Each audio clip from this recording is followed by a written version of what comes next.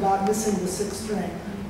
When we talk about guitars, what is it that, at what point is it a guitar? And at what point is it not something that was a precedent to the guitar?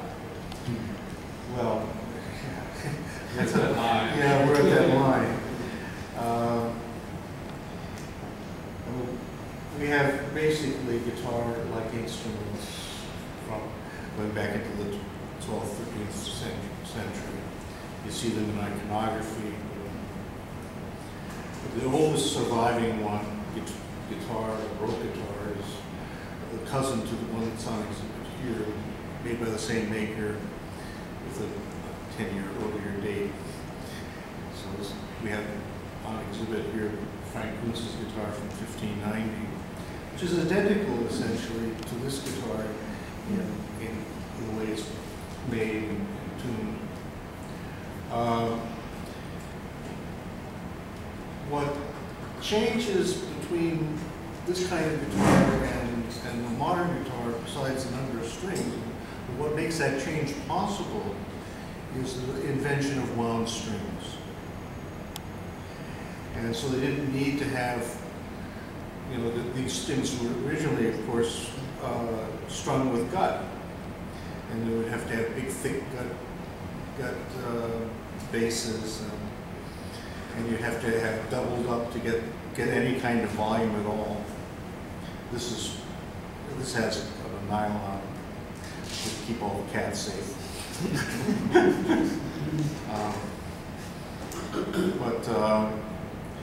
With the invention of wound strings, you were able to make a shorter string length and didn't need to double up on it. And so somewhere around 1780, 85, you start seeing the appearance of six-string guitars. There's a transition period where you have sometimes doubled 12 strings. They started adding the bass, then went to 6 strings. I think a lot of the early ones as well were conversions. They're a little bit old. Yeah, well, that's what happened to many of the Baroque guitars that survived, didn't survive intact. They often got converted into six-string guitars. But that leads to a question that has been of interest to me, because we have your collection of vintage guitars. Every one of them was playable.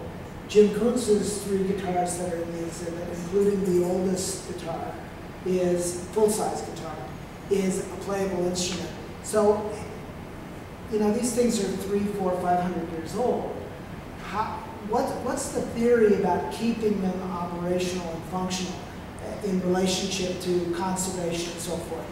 For example, in my world, in the art world, as you look around this room, if we were to put black light on these paintings, you would see that over a period of time there's been a great deal of conservation in order to make them look as beautiful and as fresh as they do today. And so if I have, a Stradivarius guitar, for example, I know there's 2 of them, am I correct? Yes. And if it's not playable, would one take it to someone like Brian and make it playable, or would one leave it just simply as a dead instrument? Well, there are lots of arguments about this.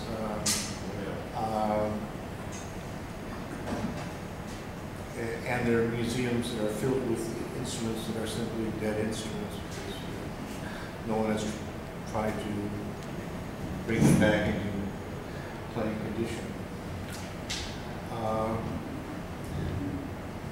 I think there's a sort of a happy medium where, at least my philosophy is that you do the minimum required to preserve the instrument, to keep it, to bring it to playable condition. You don't want to sand things. You just, if it's cracked, you repair the crack.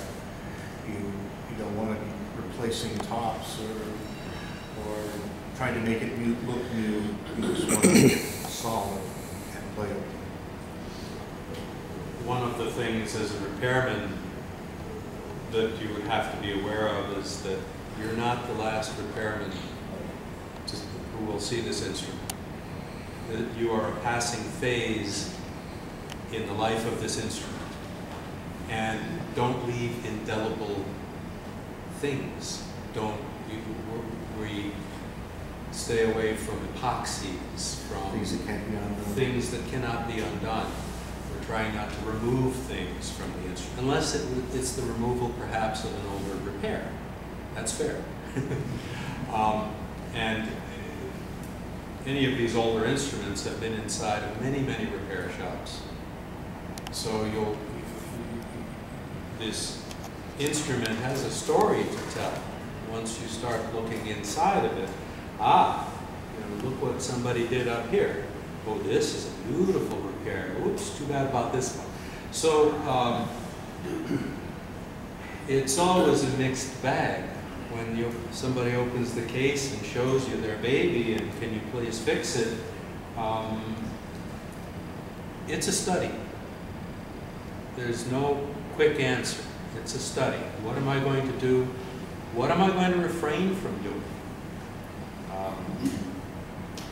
French polish is a finish that is fairly easily added to and replenished over the years. And yet, something with an original French polish finish,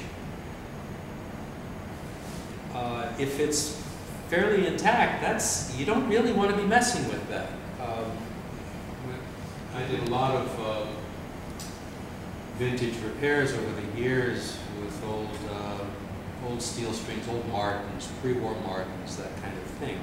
And you never refinish an old instrument like that, no matter how bad the finish is. The most perfect refinish has devalued that guitar. So that's just one little aspect. Frets wear out, and we try to, when I pull out old original frets, I always put them in a little bag that always stays with that guitar. That's always in the case. If somebody ever wants to put this back into an original non-playable state, but with the original parts, they're right there. Anyway, just a couple of aspects of repair but it's a study. Every one of these is a story that requires a study. When I began working on this exhibition, I have a lot of experience and knowledge in woodworking, but certainly not in guitar making. And what has intrigued me about this from the beginning is that if you look at the case that's just outside the door, you'll see a kind of an exploded view of a guitar in parts. And you can see how really delicate these instruments are. It's a kind of a curvilinear box, which first of all, from a woodworking standpoint, is not an easy thing to accomplish. It takes real skill. And second of all, in order to make this thing sound like something, it's really thin. And what's remarkable to me is that not only are people like Dwayne and Brian capable of building these things, they have to sound like something. And so I want to talk a little bit about sound, because they're not making them for their health, they're making them for Misael and for people like him to sit down and play.